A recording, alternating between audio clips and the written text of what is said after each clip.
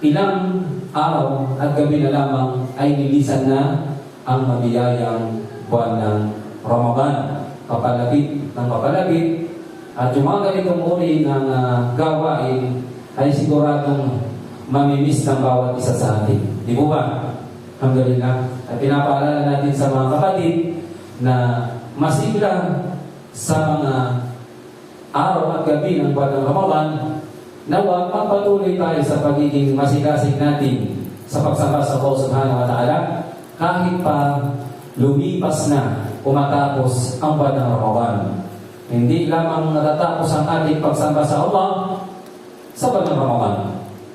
Bagkus ang Allah Subhanahu wa Ta'ala ay nagsabi, wa'bud rabbaka hatta ya'tiyakal yaqin. Sambahin mo ang iyong Panginoon hanggang sa dumating sa iyo ang katiyakan o ang kamatayan. Hindi sinabi na hanggang sa buwan ng Ramadan naman. Kaya itanim natin sa puso't isipan natin yan mga kapatid na kahit pa lumipas ang buwan ng Ramadan ay magpapatuloy at magpapatuloy tayo sa pagsamba kay Allah hanggang sa dumating sa atin ang kamatayan. So alhamdulillah, tayo ay nandito pa rin sa pagtalakay sa mga iba't ibang uri ng mga pagsamba kay Allah Subhanahu wa Ta'ala.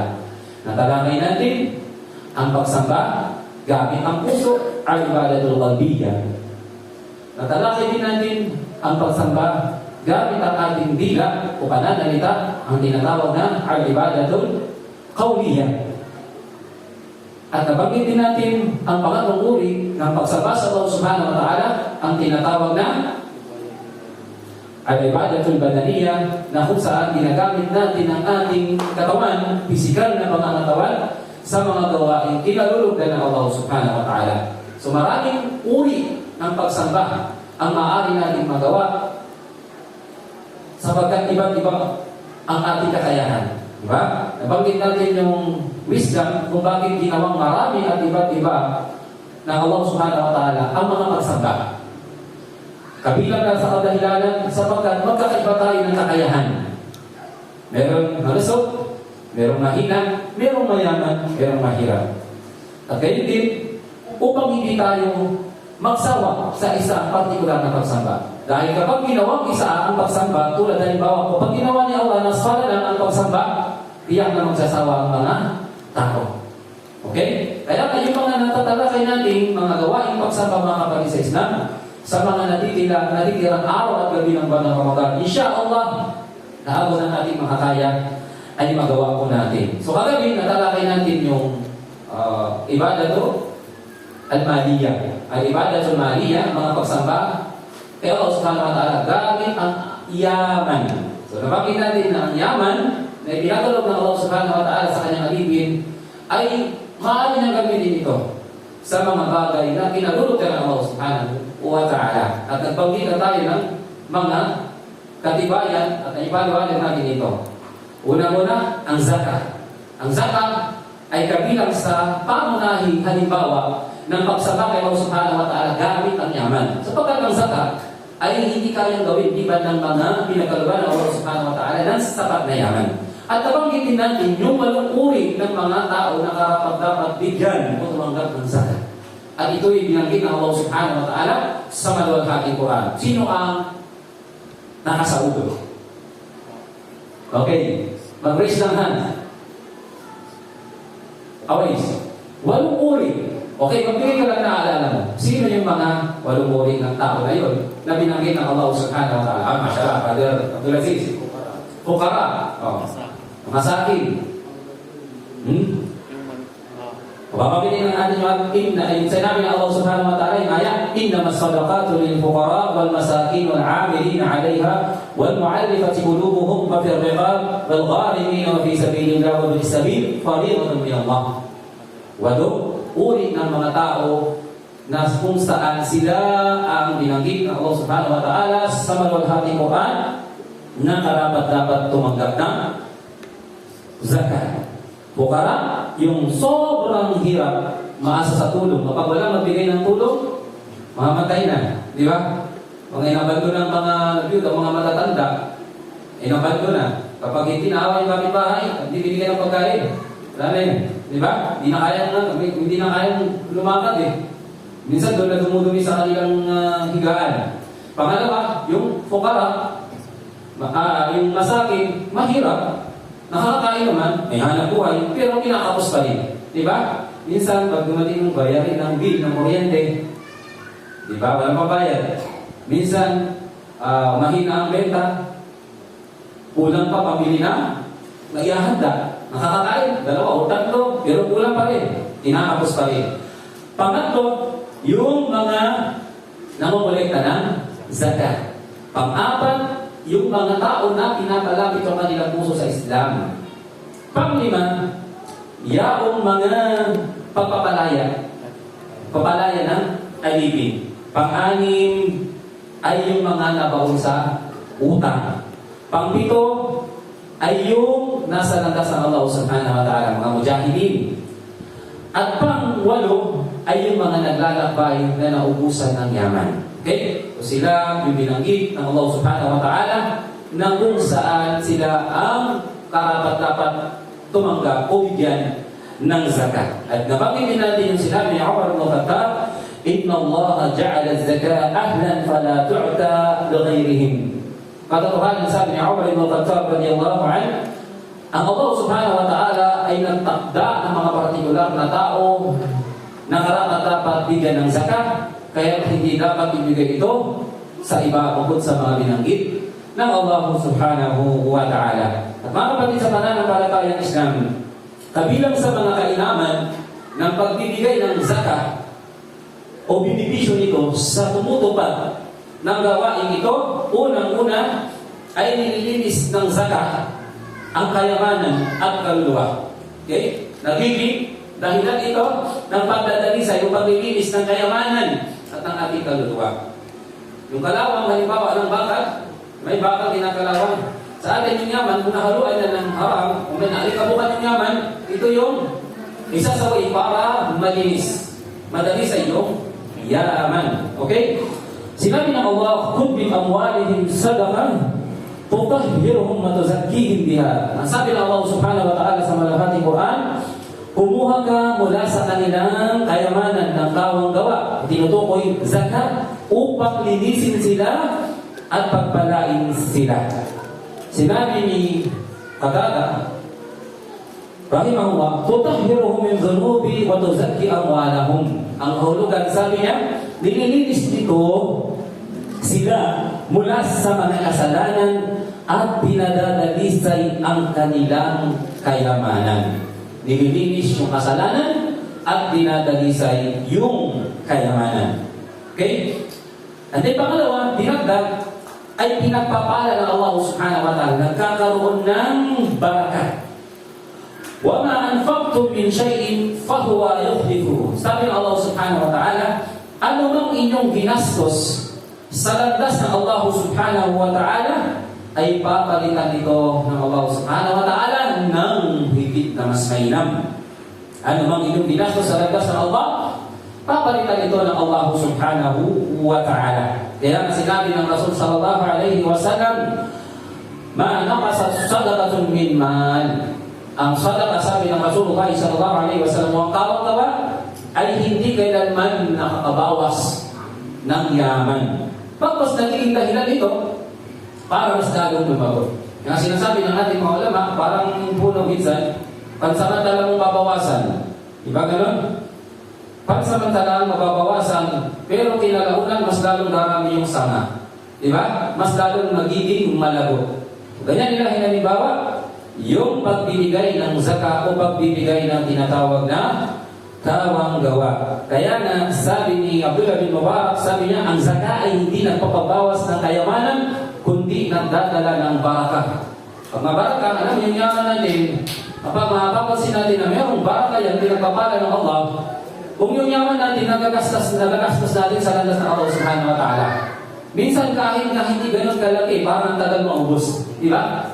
Parang ganito lang yung budget ko kunti lang, pero hanggang ngayon meron ba? Ikumpara mo doon sa mga tao na maraming yaman, pero walang barakah. Walang biyaya yung kanilang yaman. Bakit? makikita mo miserable yung buhay nila. Maya-maya, may problema. Kaya nga yung iba, hindi alam kung saan gagamitin yung pera, di ba? Nagda-drugs, nagsusugal. Yung iba, nag-depress, nabibigti pa. Yaman yun.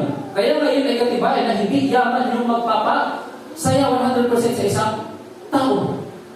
Pero kung alhamdulillah, meron tayong yaman, at yung yaman na yan, nagagamit sa landas ng Allah, kinita sa halal, Masya Allah, halal, pinagtrabahuan, pinagsumigapan, pinagpawisan, yan ay mabiyaya.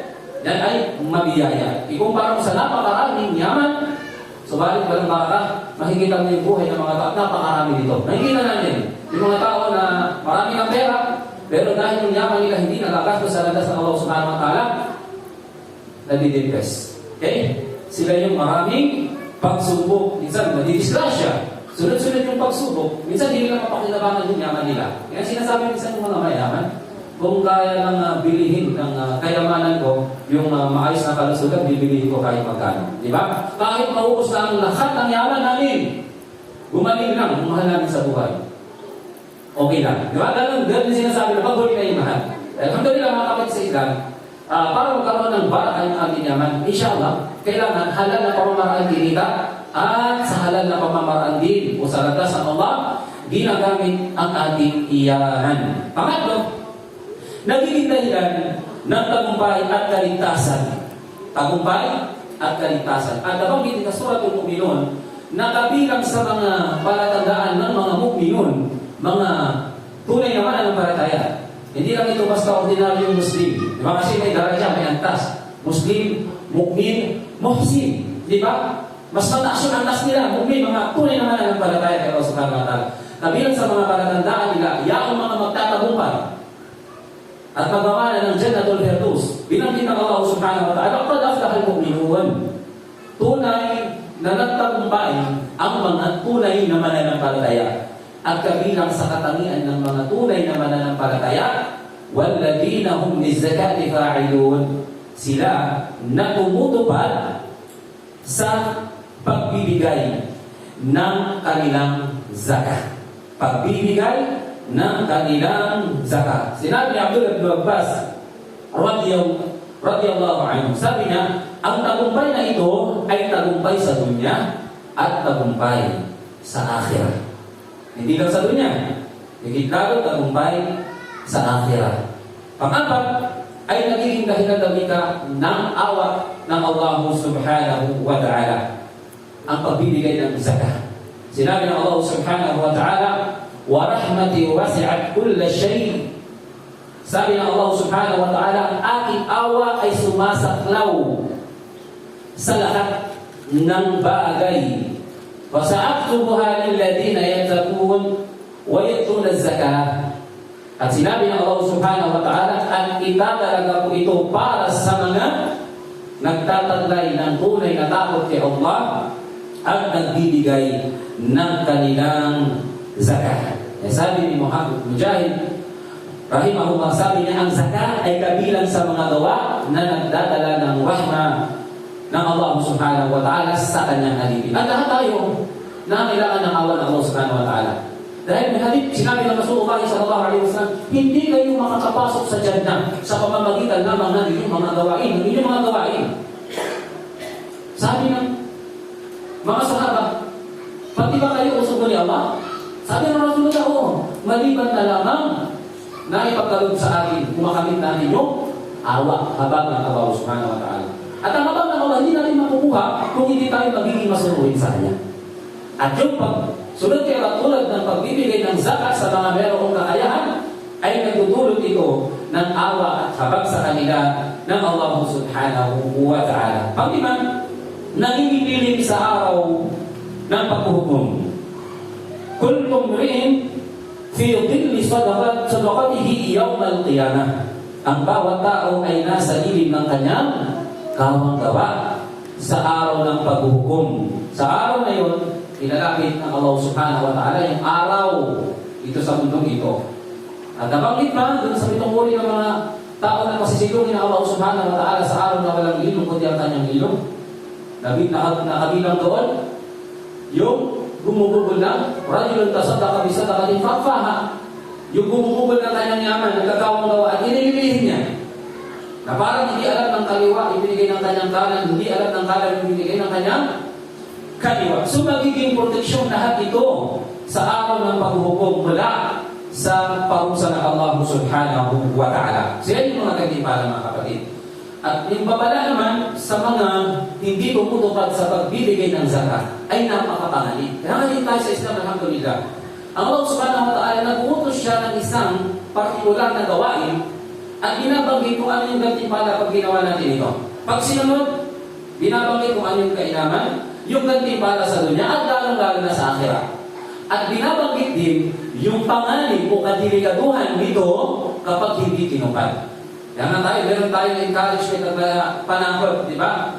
Pag-encourage, kapag sinunod mo, ito yung gantimpala. Panakot, ito yung parusa na binanggit niya Allah kapag hindi sinapatuparan ng kanyang utos. So, napakarami.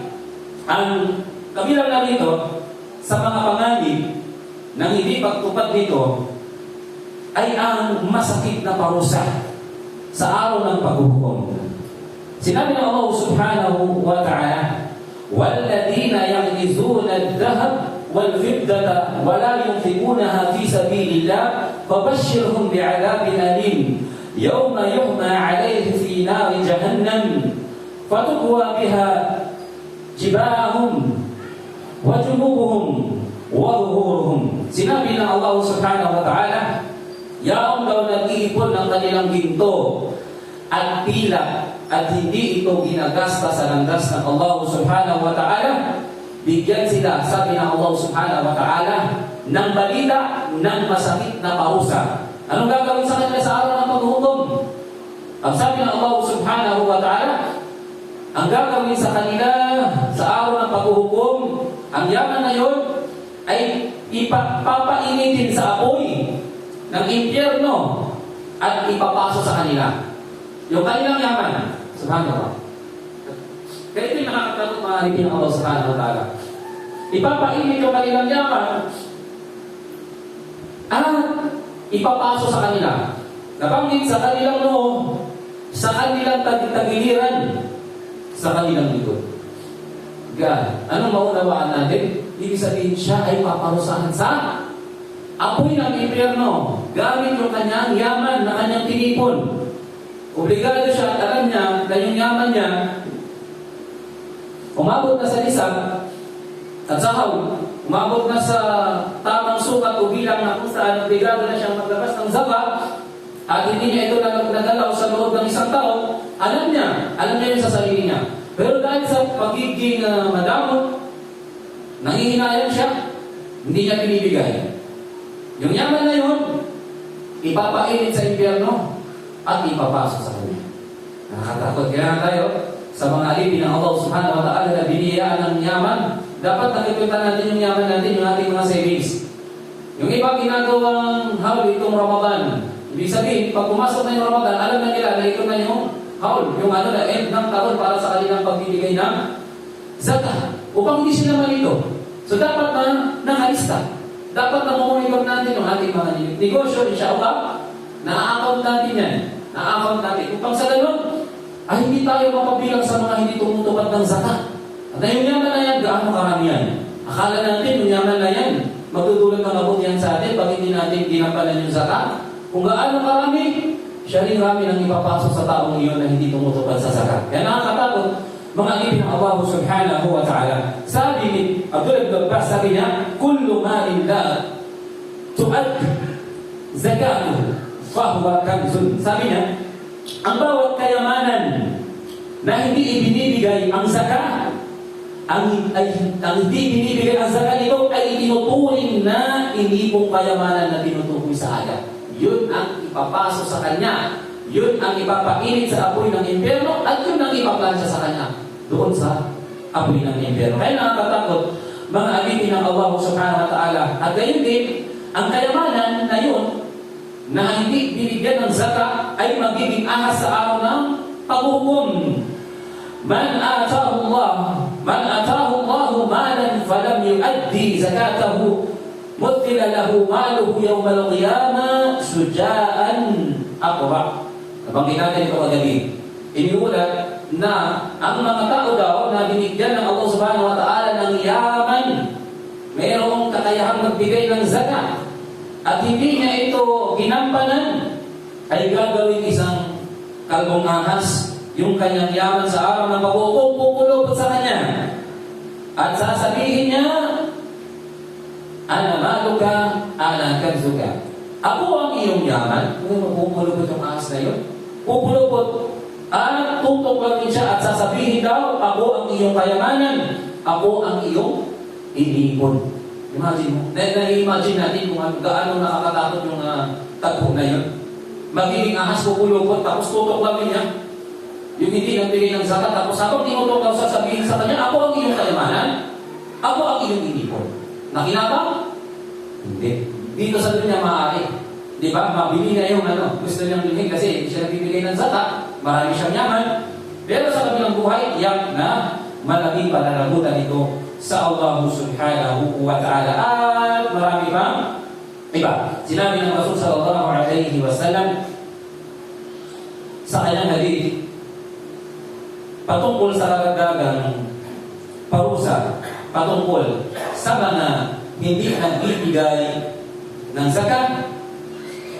Sinabi ng Propeta sallallahu alaihi wasallam, "Ma min sahibil dhahab wala fiddatin la yu'addi minha haqqaha illa suffihat lahu safahihu min nar." Sabi ng Rasul sallallahu alaihi wasallam, ang may-ari ng ginto o pila na hindi nagbibigay ng karapatan nito, hindi tumutupad sa zakat, ay gagawan daw siya ng lalagyan ng plato ng apoy at ipapasok sa kanyang katawan sa araw ng paghuhukom. Matinding parusa mga alipin ng Allah subhanahu wa ta'ala. So ito ang ilan lamang sa mga binanggit ng Allah subhanahu wa ta'ala at ng Propeta Muhammad sallallahu alaihi wasallam patungkol sa mga gantimpala ng pagtupad sa zakat at gayon din patungkol sa parusa at panganib ng hindi pagtupad dito sa sino mang pinagkalooban ng Allah subhanahu wa ta'ala ng yaman. Kaya ngayon pala mga kapatid sa Islam, kung tunay na tayo may takot ni Allah subhanahu wa ta'ala, kwentahin natin yung ating yaman. Baka naman ilang taon na pala na umaapo yung ating yaman, ay hindi ba natin natutupad yung zakat? At ang zakat, tandaan natin, ay kabilang yan sa 5 haligi ng Islam. Ang zakat ay kabilang sa 5 haligi ng Islam. Na kung saan, kung itinanggi ito ng isang Muslim at kanyang paniwalaan sabihin na hindi obligado ang pagbibigay ng zakat, ay maaaring magdahilan na siya ay makalabas sa bakuran ng pananampalataya ng Islam. Kaya nawa ay gabayan tayo ng Allah subhanahu wa ta'ala, pagkaroon tayo ng takot at dalisay ng Allah subhanahu wa ta'ala ang ating yaman. Simulan natin kwentahin ang ating yaman na nakaimbak sa ating bangko, sa ating wallet, sa ating mga negosyo, ang ating mga staff na ginagamit sa negosyo. Inshallah, meron tayong mga nakapag-aral at pwede natin silang kontakin at sa ganun ay humingi tayo sa kanila ng tulong, magpaturo kung paano natin mailalabas ang zakat ng ating yaman inshallah. Upang sa ganun ay mas lalo pa itong magkaroon ng bata at pakinabang sa atin dito sa dunya, hindi lalo sa akhirat. At hindi tayo mapabilang sa mga tao na magiging dahilan yung kanilang yaman ng kanilang parusa sa araw ng paghuhukom. Ang yaman ay maaaring gamitin at maging dahilan ng ikapasok ng isang Muslim sa paraiso. Subalit sa kabilang banda, ang yaman din naman ay maaaring maging pagsubok at maging dahilan na ikapahamak at ikapasok ng isang Muslim sa parusa ng Allah subhanahu wa ta'ala sa impyerno. Subhanallahumma wa bihamdik, wa nashhadu an la ilaha illa anta wa nastaghfiruka wa natubu ilayk. Assalamu alaikum wa rahmatullahi wa barakatuh.